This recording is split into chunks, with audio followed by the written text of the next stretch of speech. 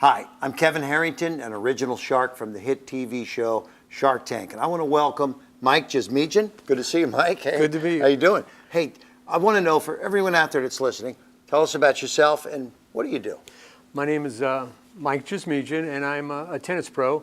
I work with kids and help them develop their skills, and I've created a system upon them developing their skills in a tennis tournament atmosphere. Oh, wow. So what age groups when you say kids? Probably 6 to 18. Okay. And so tell me why you're so passionate about your business and what you do.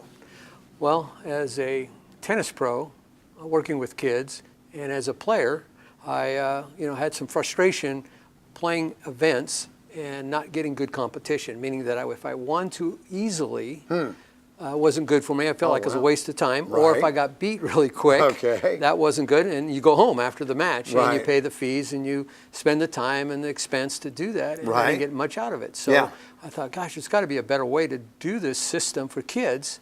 And I had a lot of kids that were frustrated from playing tournaments, and they didn't like to go back and revisit playing. But you had to play competition to get better. A little bit of pressure. Right. And so I developed a system where all the kids are playing at their own level. They're playing at their own level. Gotcha.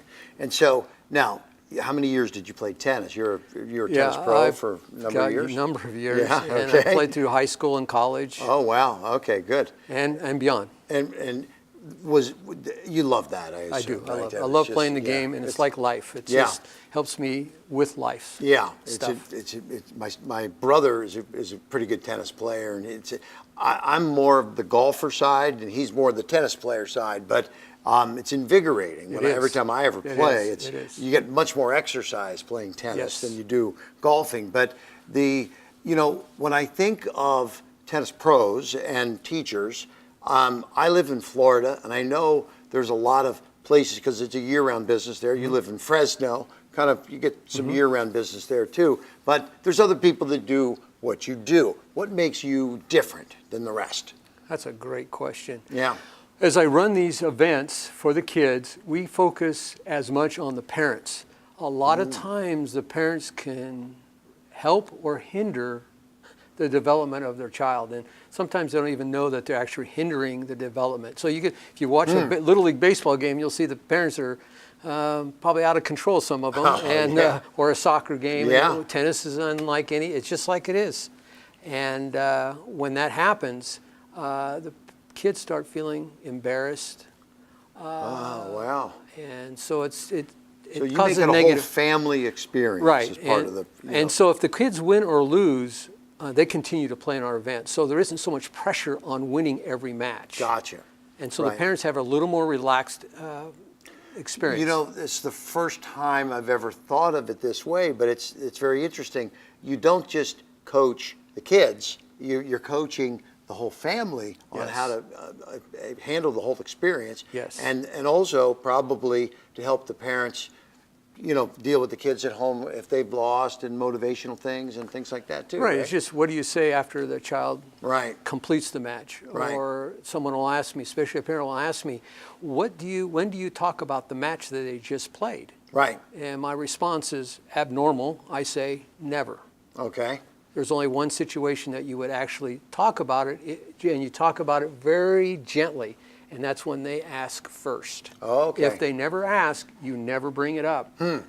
Oh, wow. I would have never understood that. And they will, over time, they will start asking. Right. What do you think? Could I have improved on? But if you inject that right off the bat, there's a defense. And somehow kids don't listen to parents. Okay. They'll listen to someone else, but they won't listen to parents very often. Right, yeah. So now, this is obviously something that's, you've taken your strength as a professional and now morphed it into a business. And so how long have you been teaching kids now? For how many years? Well, long time. Oh, I've been working with kids for over 40 years. Oh my goodness. Okay, so this is a major part of your life. And so now, have you become in your neck of the woods a recognized guru in the tennis training business?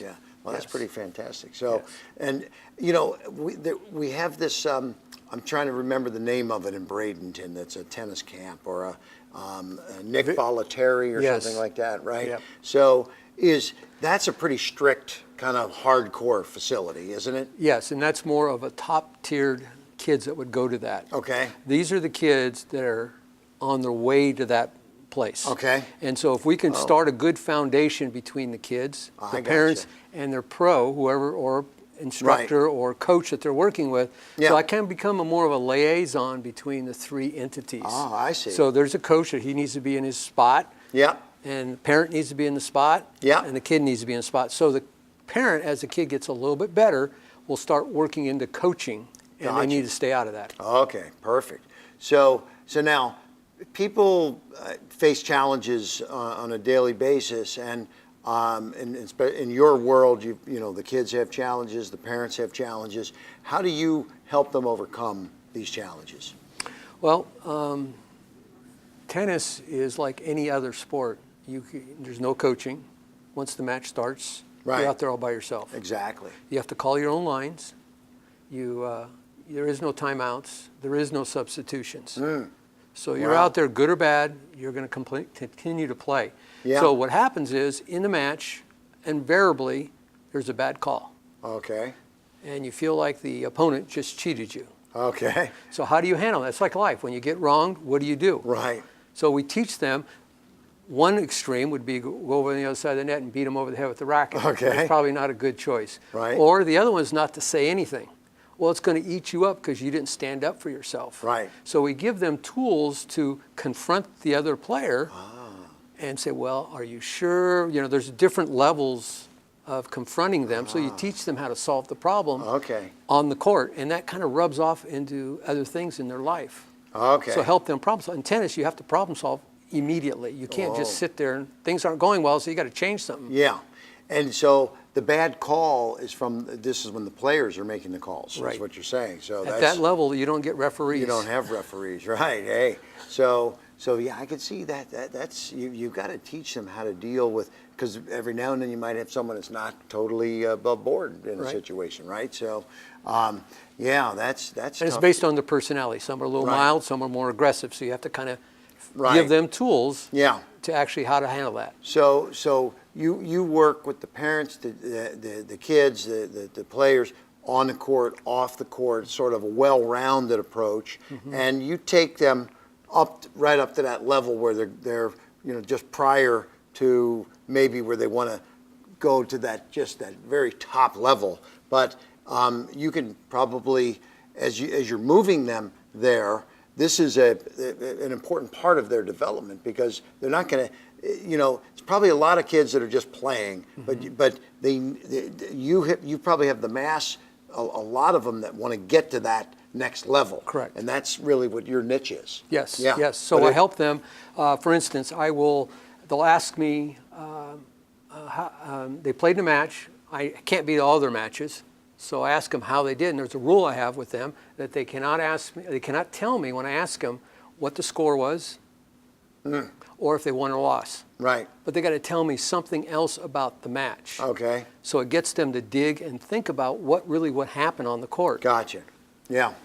And this is just a question about tennis itself, because you said, once they start, they play themselves. Is there any kind of, can you give any kind of notes or signals or anything during a match, or is that? No, that's grounds for a default. That is, okay. Yeah, so right. the parents have to be on the sideline. That's a great point. Yeah. Is that I help the parents say that, when they're on the sideline, is if they can be in a position where they have no negative body language and root for both sides, the kid will learn that they're playing for themselves and not for the parent. Very good, very good. We have a final question before Yes. I'll shake your hand anytime you want, but one final question. Yes. Someone out there, they got kids maybe, and they're looking to pick the right coach, or they're just they're thinking about working with you. Do you have any words of encouragement for anyone listening right now?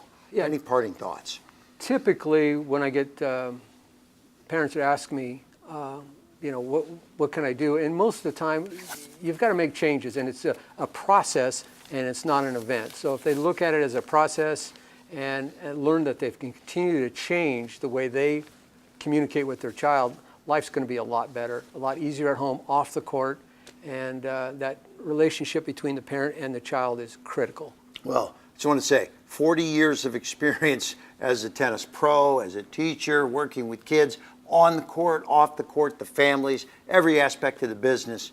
Mike Jizmejian, it's great having you here. And thanks for having me. Thanks for being part of the show. It's great to be here. Thanks for watching.